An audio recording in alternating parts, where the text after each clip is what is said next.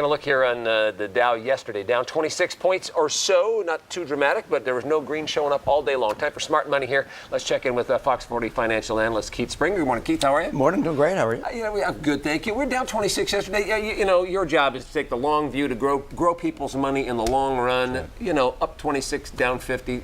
Day to day, do you even pay attention? Well, of course I pay attention, but it really doesn't make that much difference because the idea is you want to look longer term for the average investor.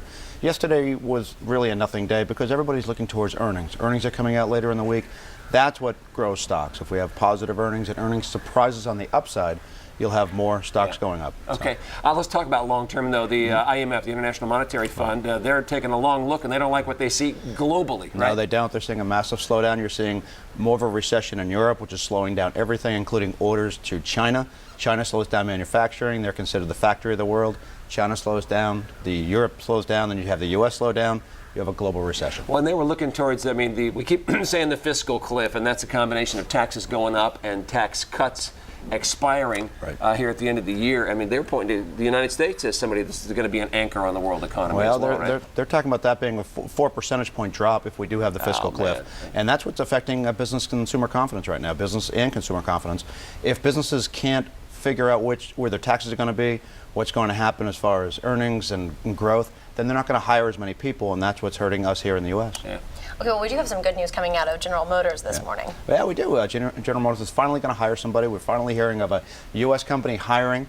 Unfortunately, they're only hiring software engineers. They're going to start developing their own software for their cars instead of buying third party.